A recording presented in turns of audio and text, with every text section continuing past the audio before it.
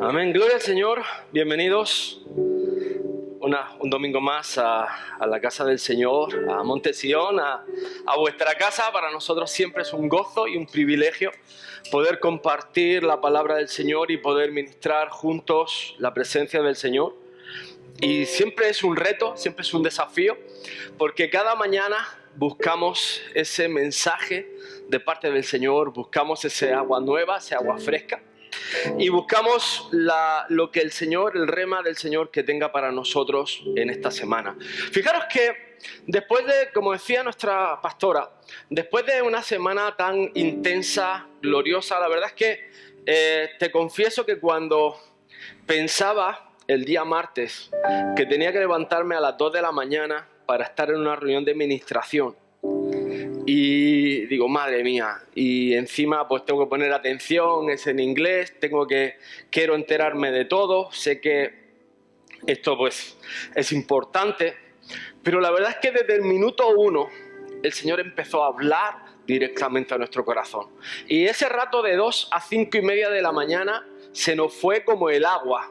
Créeme, se nos fue directamente como el agua, porque la presencia de Dios estaba ahí y había una presencia literal, algo tangible de parte de Dios que tú podías sentir. La verdad es que estamos agradecidos con el Señor por nuestra casa, estamos agradecidos al Señor por nuestros pastores, por el ministerio que tenemos, por la casa que el Señor nos ha dado. Vemos que la presencia de Dios está ahí. Hablaba con el pastor Enrique, que estaba en una convención en Alabama, en una de las iglesias más grandes de Estados Unidos, y me dice, mira David, esto es impresionante. Dice, pero te digo la verdad, no se compara con nuestra casa. El mensaje, la unción, el fuego de Dios, el fuego del Espíritu Santo. Dice, yo me quedé sin palabras cuando el Espíritu Santo de Dios empezó a hablar a través del pastor David Ravenhill, a través de nuestro pastor Jan, la hermana Susan Hattin, que o sea, no tengo palabras, pero tengo que testificar que la verdad es que el Señor nos habló de una manera clara y evidente.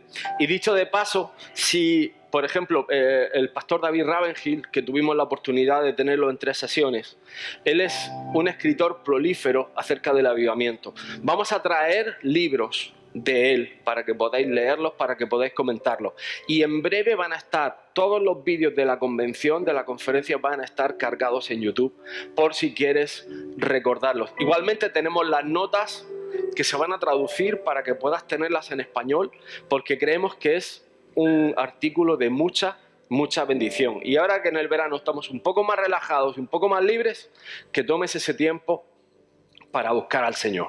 Amén. Pero realmente el tema de hoy se llama Bajo sus alas. Y todo esto viene porque después de un día de gloria y después de tanta bendición, yo me acordaba de la situación de Job cuando vemos que el Señor lo había bendecido, el Señor lo tenía guardado, lo tenía preservado, lo tenía rodeado de bendición.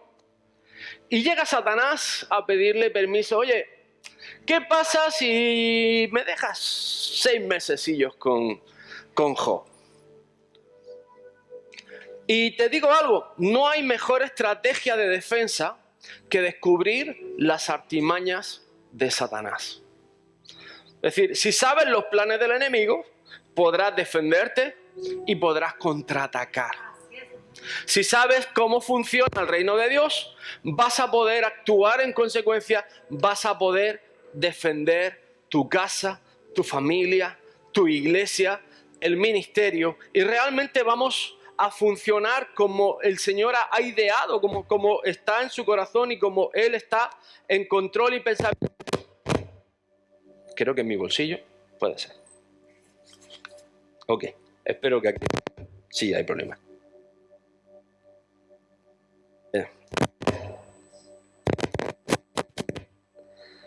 ¿Eso sabes por qué es?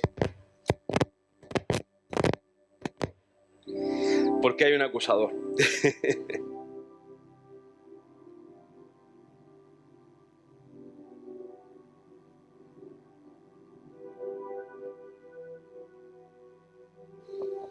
Y como gracias a Dios hay más micrófonos, pues no hay ningún problema. Pero precisamente esa es la artimaña. Y cuando vemos que, por ejemplo, el caso de Pedro, cuando está justo antes de negar al Señor y el Señor lo coge, y yo creo que lo coge con amor y le dice: mira, Pedro, Satanás me está pidiendo zarandearos, pero yo estoy orando por vosotros. Y ahí en ese entonces ya no era todavía Pedro, que significa piedra, era Simón. Todavía había cosas en su corazón, todavía había dudas en su alma, todavía había situaciones que luego le hicieron fracasar y le hicieron plantearse muchas cosas, porque vimos que él mismo negó 3 veces al Señor. Es decir, vemos que la situación de transformación, esto es un proceso, que tú entiendas que estamos bajo las alas del Señor. Vas a ver que el proceso que el Padre hace, que el compromiso que el Padre hace, es mucho más allá de lo que nosotros hemos pedido. Hoy vamos a ver un montón de salmos, vamos a ver un montón de escrituras, pero sobre todo quiero que aprendas, quiero que entiendas que el Señor está en control de cada circunstancia, de cada situación, que el Espíritu Santo está intercediendo continuamente por nosotros, y lo más importante de todo, que no tienes que pelear esta batalla solo. El pastor Jan contaba una historia que a mí me dio mucha risa, y es que cuando era joven, cuando era un adolescente, dice que iban todos los amigos con su bicicleta y él precisamente no era el más rápido del grupo. Y lo típico, que viene un grupito de otros niños más grandes, ¿y a quién cogen? Al más pequeño, al último del grupo, y dice que pues se metieron con él, le pegaron, le rompieron la bicicleta, etcétera, etcétera. Y dice que cuando llegó a su casa, tenemos normalmente 2 situaciones. La mamá que le dice: tonto, pum, ¿por qué te has metido en jaleos y te llevas un pescozón? Pero dice que vino su abuelito y se levantó y le dijo: dime dónde están esos niños. Y lo cogió de la mano y dice que en ese momento él se sintió el niño más seguro, protegido, afianzado y resguardado del mundo. Porque su abuelito había cogido su bastón y había salido en busca de esos niños. Nunca encontraron a los niños, por lo que cuenta, pero hablamos del hecho de que tenemos un defensor. Y cuando el rey David conquista la fortaleza de Sión, conquista el monte de Sión, derrota ya por fin a los jebuseos y conquista todo el territorio de Israel, escribe el Salmo 18, versículo 2, y dice: Jehová, roca mía, castillo mío y mi libertador, Dios mío, fortaleza mía, en él confiaré, mi escudo y la fuerza de mi salvación, mi alto refugio. Y cuando tú tienes esa autoridad, después de haber conquistado hasta el último enemigo, es decir, hasta la última fortaleza, entonces te pones de pie y dices una frase como esta, y tiene todo el sentido y tiene todo el valor, porque estamos viendo cómo el Señor verdaderamente no solo es nuestra roca, es nuestro castillo. Si un castillo tiene muros, tiene torres, tiene zonas defensivas, Él es el que pelea y el que trae nuestra libertad. Él es nuestro Dios, Él es nuestra fuerza, en Él está mi confianza, en Él es mi escudo para reprender cualquier dardo de Satanás que vengan contra mí, en la fuerza de mi salvación y mi alto refugio. Mi alto refugio, oye, cuando los monos se ven atacados por los leopardos, que corren bastante más, ¿qué hacen? Se suben a un árbol lo más alto posible. ¿Sí o no? Eso es lo que significa. En Dios subimos lo más alto posible y Satanás no te puede alcanzar.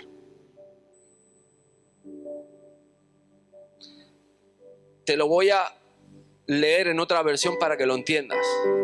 Tú eres la roca, tú eres para mí la roca que me da refugio. Tú me cuidas y me libras, me proteges como un escudo y me salvas con tu poder. Tú eres mi más alto escondite. Esta es la versión del lenguaje actual. Y me encanta, porque entiendes que en el Señor, cuando estás sentado en los lugares celestiales con Cristo Jesús, Él es mi más alto escondite. En Él estoy en una posición de defensa y al mismo tiempo de salvaguarda. La paternidad es algo que va en el ADN, en el genoma de Dios. Él es Dios y Padre. Y en el genoma de Dios, en esa paternidad, otra de las características más importantes que hay grabada en ese ADN es la protección. Es decir, y además es parte fundamental del pacto de Dios con los hombres.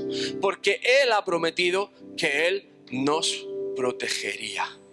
Él es nuestro defensor, Él es nuestro salvador, Él es nuestra torre fuerte. Y cuando ves, que me encantó que el otro día Lili puso los 12 nombres del Señor, habla del gobierno de Dios y habla de las 12 cualidades que tiene el carácter de Dios Padre. Nosotros como hijos debemos de tener el carácter de Dios impreso en nosotros.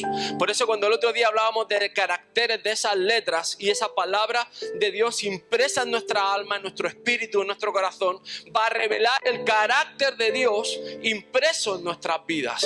Por eso, si eres pastor o tienes un ministerio o eres papá o futuro papá, el carácter de Dios debe de ser algo que brota de nuestro corazón. Ese carácter de protección, ese carácter de paternidad debe de brotar también de nuestra vida. No solo del carácter de proveedor, porque obviamente los papás tenemos una responsabilidad de provisión, pero también de protección, de guardar a nuestros hijos. Y en la iglesia debe de funcionar de la misma manera.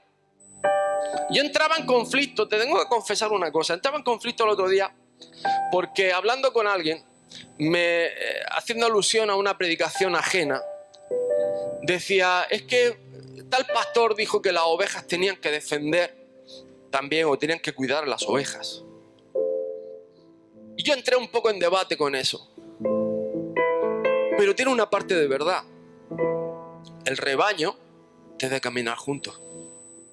Y cuando vienen los lobos, ¿saben lo que hacen las ovejas? No puedo decir esta palabra porque si sale en América se van a meter conmigo. Pero juntan las espaldas y si viene el lobo por cualquier lado que venga se va a llevar un bocado. Y hacen un círculo. Y el pastor pone un vallado. Y luego hay otros elementos de defensa como pueden ser los perritos pastores que también están ahí. Que también son pastores. Para nosotros es la misma palabra, pero si te vas a otro idioma, tienes la palabra shepherd, que es pastor, y tienes la palabra pastor, que digamos es la persona o la representación de la autoridad. Pero hay una delegación del pastoreo, de ese pastor, en ese ayudante o perrito pastor, que también desempeña una función importantísima en el guiado, en el cuidado, en el control de la velocidad, del ritmo, en el movimiento de la congregación o del rebaño. Y es igual de importante. Por eso, fijaros que en la última oración de Jesús sobre sus discípulos en Juan 17, que además es la oración sacerdotal más importante probablemente de Jesús, porque es la última y es el legado, está haciendo alusiones.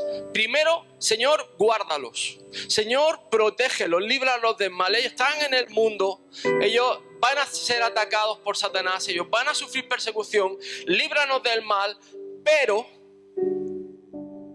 que sean uno. Y te invito a que leas Juan 17 en casa atentamente, que sean uno. Que aunque sean perseguidos, que sean uno. Aunque estén atacados, que sean uno. Que es decir, hay un concepto de rebaño, hay un concepto de pueblo que debemos de buscar, que debemos de perseguir y que debemos de entender, que nos debe de doler lo que le duele a mi hermano, que debemos de llorar cuando llora el hermano. Que ahora te digo una cosa, no hay que cambiar el chip en la complicidad, porque no te puedes convertir en el cómplice del pecado. Y ahí es donde muchas veces hemos fallado, cuando no confrontamos el pecado. Un papá no solamente es protector, salvador, proveedor. Papá también toca disciplinar, toca exhortar, toca enseñar o discipular. Tiene que dar una moralidad, tiene que dar unos valores, tiene que estar ahí presente. Yo me di cuenta que muchas veces simplemente se trata de estar presente. Y te ves tantas veces como hay ese quiebro en la paternidad y en el sentimiento de hijo por padres ausentes. Porque hay una realidad de que como no están, hay un desarraigo. Pero cuando nosotros estamos en Dios, algo que Dios ha hecho es que su presencia está de manera permanente. Fijaros que en la antigüedad teníamos esa otra contrapartida, es decir, Dios se le reveló a Moisés, ¿ok?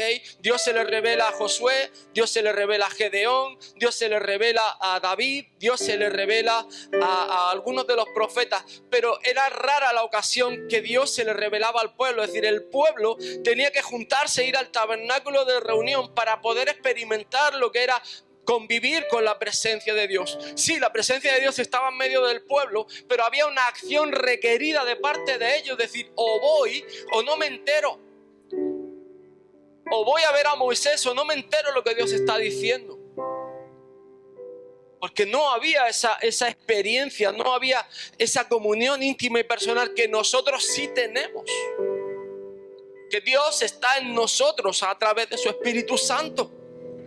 Por lo cual no hay un desarraigo, no hay una falta de identidad, no hay una falta de carácter, no hay una falta de personalidad, ni hay soledad. Si tú entras en comunión con el Señor, porque Él suple todo ese desarraigo. Y eso es algo maravilloso, porque mira, da igual el tipo de padre que hayas tenido, da igual, te lo digo yo, Él es mi plenitud. Y lo puedo decir con la boca llena. Tantas noches he llorado que puedo decir que Cristo Jesús es mi plenitud y Él llena todo en todo. Más allá de lo económico, más allá de lo personal, Él nos da esa protección a los que pertenecemos a Él. Y para pertenecer a Él, solo lo único que tienes que dar es entregar tu vida al que murió por ti. Es decir, Él murió por ti, Él se entregó, y lo único que tienes que hacer tú es entregar tu vida a Él. Y vas a ver cómo el Señor toma control de cada situación. Dice el versículo 12, cuando estaba con ellos en el mundo, yo los guardaba en tu nombre. A los que me diste yo los guardé, y ninguno de ellos se perdió, sino el hijo de perdición, para que la escritura se cumpliese. Fijaros lo que dice Jesús. Mientras yo estaba con ellos, ninguno se perdió. Y yo lo guardé, y lo guardé en el nombre de Dios Padre. Lo guardé en tu nombre. Y nosotros tenemos el nombre sobre todo nombre, que es el nombre de Cristo Jesús. Que ninguno se pierda. Por eso cuando tantas veces oramos por los pródigos, mira, da igual cuánto tiempo haya pasado, que no demos lugar al desarraigo en la congregación. No lo des por perdido. Te exhorto en el nombre de Jesús. Que no se nos pierda ni uno. Pero tiene que haber una constancia, una determinación, tiene que haber una decisión, tiene que haber un fuego de parte de Dios.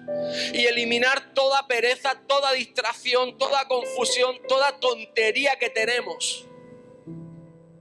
Para centrarnos en lo importante, que es la salvación de las personas.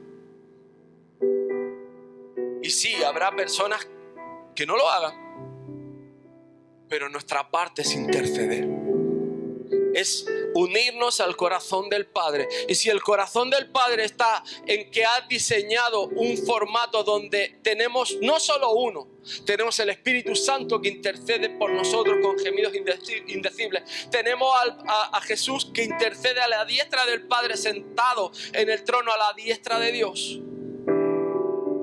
Además, Jesús nos enseña a orar. Mira, habría que cambiar el término el Padre Nuestro. porque lo único que hace es repetir el título. Pero el Padre Nuestro es la oración del creyente. Porque los discípulos le preguntan a Jesús, Jesús, ¿cómo debemos orar? Enséñanos a orar.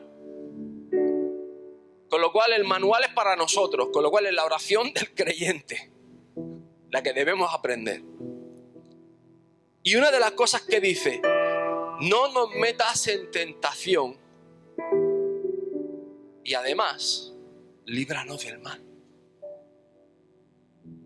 Y esta es una oración que creo que es poderosa y que debemos de realizar, que debemos hacer. Señor, no nos metas en tentación, porque hay una realidad. Cuando estamos en tentación, muchas veces caemos. Y los papás estamos para estorbar el pecado a los hijos. Escúchame, papá y mamá. Los papás estamos para estorbar el pecado de los hijos. Y si no tienes hijos, tienes hermanos.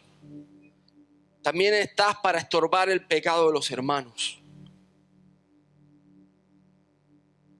No nos metas en tentación, mas líbranos del mal.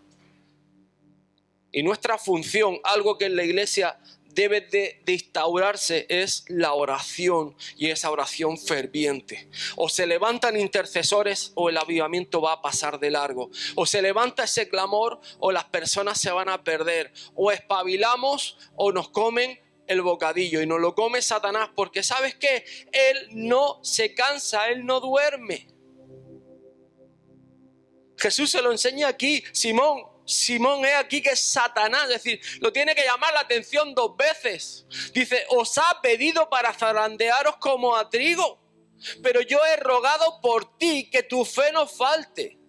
Y tú, una vez vuelto, significa que tenía que volver al desierto.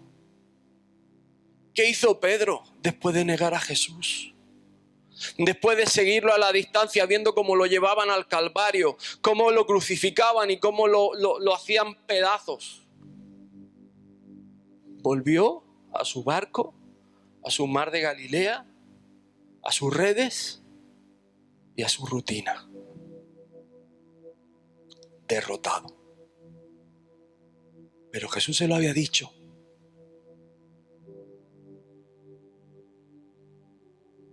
Cuando hayas vuelto, confirma a tus hermanos. Eso viene del término reafirmar, levantar, reedificar, volver a nacer, volver a levantarte. Qué difícil es, pero qué fácil nos lo pone el Señor. Que aunque caigamos, puedes volver a pedir perdón. Y decir, Señor, gracias por tu infinita misericordia. Y en este día, en esta hora, me levanto en tu nombre. Y no solo me levanto yo, sino que levanto a mis hermanos. Porque muchas veces decimos la bravuconada, como estaba diciendo Simón aquí. Señor, dispuesto estoy a ir contigo, no solo a la cárcel, sino también a la muerte.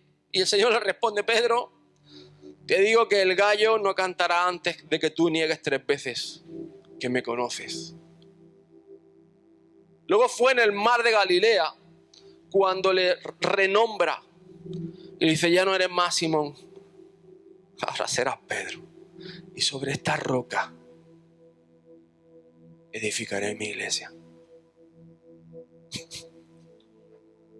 Sobre esta obra que voy a hacer en ti, voy a levantar algo. Pero había un rendimiento, había un reconocimiento, había un proceso.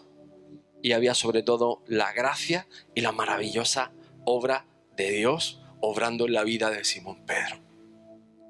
Por eso, Salmo 103:4, me encanta: el que rescata del hoyo tu vida y el que te corona de favores y misericordias. O sea, no solamente es que rescata del hoyo tu vida, sino que además te da una posición de favor de parte de Dios y de misericordia. Y esa corona de justicia, esa corona de misericordia, esa corona de gracia es para aquellos que son capaces de levantarse una vez han caído.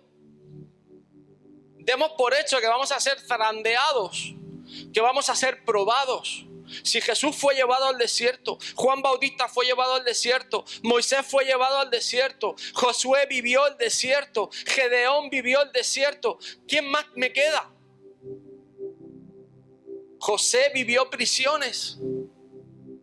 ¿Qué quieres? ¿Que tú no las vas a vivir? Las vas a vivir igual. Pero ¿cómo me levanto? ¿Cómo me aferro de las manos del Señor? ¿Cómo me cojo de esas manos del Señor? Y dice, mira, había un ejemplo. Estaba leyendo una historia de un niño chiquito en Florida. La típica casa de río y el niño bañándose. Y desde la ventana, la mamá lavando los cacharros y lavando los trastes. Y ve que hay uno de esos cocodrilos que se va acercando. Obviamente la mamá deja los trastes, sale corriendo y apenas consigue enganchar las manos de su hijo, los brazos de su hijo. Con tal fuerza que casi le arranca los brazos, pero obviamente el cocodrilo tiene más fuerza y estaba tirando de él. Gracias a Dios lo vio un vecino y ese vecino llega con una escopeta, le pega 2 escopetazos al cocodrilo, consiguen arrancar al niño de la boca del cocodrilo. Pero obviamente cuando llegan al hospital esto se convierte en una noticia, se convierte en algo, un suceso de estos de sucesos del día de La Voz de Almería. Y cuando llegan los periodistas a hacerle la entrevista al niño, una de las cosas que le dice, bueno, el cocodrilo te ha mordido, déjame ver tus piernas. Y después de varias cirugías, obviamente el cocodrilo había hecho grandes daños en las piernas. Pero el niño le dice, mira, esto no es lo importante. Lo importante son estas heridas, porque son las que me hizo mi madre para rescatarme. Si mi madre no hubiera corrido, si yo no hubiera tenido esto, yo no estaría aquí. Y eso es determinación. Y eso es algo que yo te digo, que como papás tenemos que tener claro. Tenemos que salvar a muchos. Bendice alma mía Jehová y no olvides ninguno de tus beneficios. Él es quien perdona todas tus iniquidades, el que sana todas tus dolencias, el que rescata al hoyo tu vida y el que te corona de favores y misericordia, el que sacia de bien tu boca de modo que rejuvenezcas como el águila. Fijaros, ¿cuáles son los beneficios de servir al Señor? Él perdona mis iniquidades, Él sana todas mis dolencias, Él rescata del hoyo mi vida, me corona de favor y misericordia, me sacia de bien mi boca y me hace rejuvenecer. Yo me reía mucho cuando nuestro pastor decía, los 60 son los nuevos 30. ¿Sabes por qué? Porque veo con gente con 60 que ha tirado la toalla. He visto pastores que llegando a 65 años me jubilo y me voy de vuelta a mi país. He visto misioneros pensando ya en el retiro, cuando digo, pues si ahora es cuando más puedes servir al Señor, ¿qué estás haciendo? Ahora no tienes una dependencia económica, no tienes que cumplir 40 horas a la semana, 50 o 60. ¿Qué estás haciendo con tu vida? ¿Qué estás haciendo con tu llamado?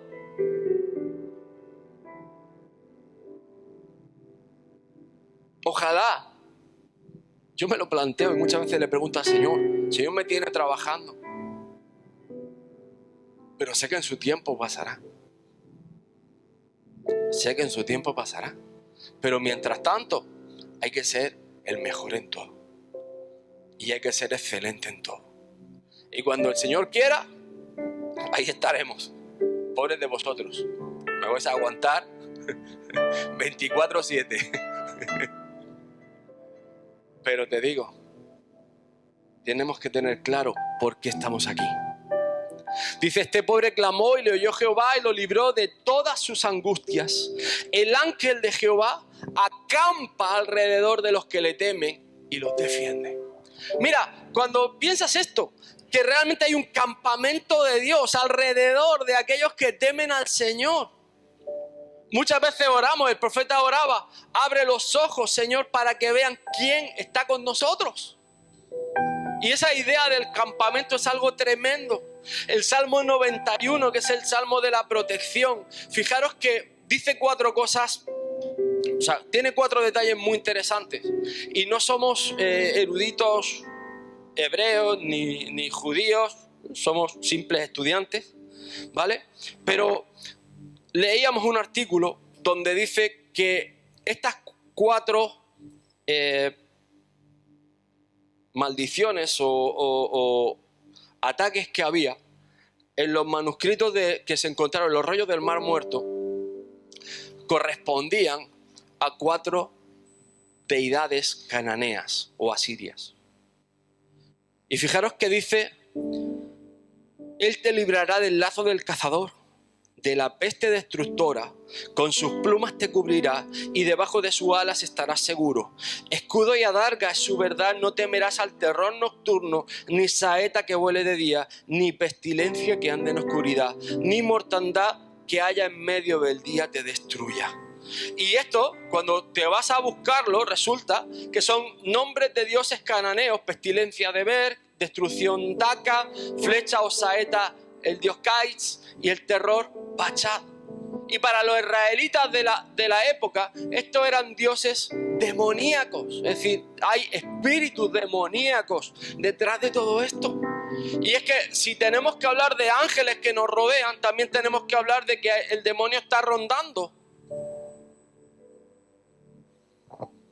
Pero tenemos una herramienta poderosa: la sangre de Cristo.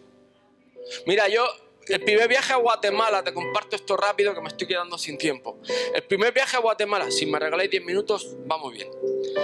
El primer viaje a Guatemala me daba mucha risa porque teníamos 2 sobrinos gemelitos que en aquella época eran terroristas. O sea, literalmente no conocían el miedo, no conocían el peligro. Y de vez en cuando en la casa de mi amada suegra lo único que escuchaba era: la sangre de Cristo, la sangre de Cristo. Y yo decía: ¿y esto por qué? Claro, veía a uno subió en el techo, otro tirándose con la bicicleta, saltándose un diente, en fin. Historias para rememorar ahora que somos grandes, ¿no? Pero entendí algo, que la sangre de Cristo tiene ese poder. Mira, el nombre de la Pascua para nosotros es Pascua y habría que mirar el origen latino de la palabra, pero si lo miras en inglés, Pascua se traduce Passover. Y Pas es muy fácil de entender: pasar, Passover, pasar sobre. Y ese término viene de cuando los israelitas iban a salir de Egipto y la plaga del ángel de mortandad y los primogénitos estaba llevándose a todos los primeros hijos nacidos de la nación de Egipto. Ahora bien, cada casa que tenía rociada la sangre del cordero como había mandado Moisés, el ángel de mortandad, el ángel de muerte, pasaba sobre esa casa y no la tocaba. Y así es como funciona la sangre de Cristo. Así es como funciona. Es decir, cuando tú clamas por la sangre de Cristo, cualquier artimaña de Satanás pasa sobre tu vida de largo. Escúchame bien, de largo. Amén. Y eso es una gracia de parte de Dios. El apóstol Pablo nos exhorta: porque yo sé después de mi partida entrarán en medio de vosotros lobos rapaces que no perdonarán al rebaño. Escúchame bien, la falta de perdón te convierte en un lobo rapaz. Y esto es muy serio. Y de vosotros mismos se levantarán hombres que hablen cosas perversas para arrastrar tras sí a los discípulos. Por tanto, velad. ¿Y velad qué significa? Estar dispuesto, disponible, preparado, orando, despierto, acordándonos que por 3 años de noche y de día no he cesado de amonestar con lágrimas a cada uno. Y el apóstol Pablo habla de esto porque 3 años vivió intercediendo por sus discípulos. Esto es una imagen muy interesante. Es uno de esos perros pastores que ha estado peleando con un lobo y llega la oveja a darle cariño. Pero el Señor dice de sí mismo: yo soy el buen pastor que pongo mi vida por mis ovejas. Dice: más al asalariado, y que no es el pastor, de quien no son propias las ovejas, ve venir al lobo y deja las ovejas y huye. Y el lobo arrebata las ovejas y las dispersa. Y yo oraba esto y digo, por un lado pensaba, capaz que van a pensar los hermanos que yo estoy diciendo que no es mi responsabilidad. Y te digo algo, es mi responsabilidad estar ahí, el primero. Pero cuando viene el lobo, nos toca a todos velar los unos por los otros. Cuando viene el lobo, nos toca estar haciendo piña. Cuando viene el lobo, queremos ver avivamiento, nos toca estar más atentos que nunca.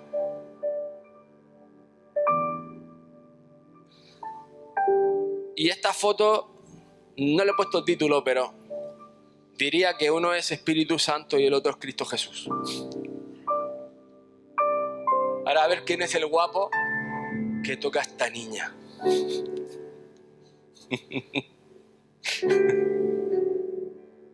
Porque así es el Señor con nosotros. Y yo creo que esta foto habla muy bien de que quien sea capaz que ataque. Por eso, mira, hay un versículo en Ezequiel que habla de cómo debemos de cuidarnos. Y nos exhorta a guardarnos, a cuidarnos, a estar por los enfermos, fortaleciendo a los débiles, a estar dispuestos y disponibles. Y yo te digo algo, mi hermano, la paternidad de Dios nos llama a ser dispuestos y disponibles. Estar preparados para lo que el Señor ponga, estar dispuestos para dar una palabra de consuelo, aunque te cueste el dinero. Escúchame bien. Papá sigue siendo el proveedor. Cuando hay propósito, hay provisión. Siempre. Deja que tu economía, dale la autoridad de tu economía al Señor. ¿Sabes que cuando diezmas le das la autoridad de tu economía al Señor? Y sabes que te digo que cuando diezmas parcialmente, le quitas autoridad al Señor. Cuando no siembras, te pierdes las primicias. Cuando no ofrendas, cuando la viuda, el huérfano, el extranjero, cuando no damos, nos perdemos una oportunidad de ser bendecidos. Por eso es tan importante dar, y la palabra lo dice, mejor es dar que recibir. ¿Quieres que Dios te bendiga de verdad? Prepárate a darte. Amén, ponte de pie. Quiero bendeciros y quiero dejar paso a la Santa Cena, a la comunión del Señor. Y Padre, nos ponemos delante de ti en esta mañana, Señor, respondiendo a tu llamado, respondiendo a tu verdad, respondiendo a tu palabra, Señor, que en esta mañana seamos inspirados y seamos, Señor, confrontados, Padre, para responder sí al llamado que tú estás poniendo en cada uno de nosotros, Señor. A ti te damos la gloria y la honra en el nombre de Jesús. Amén.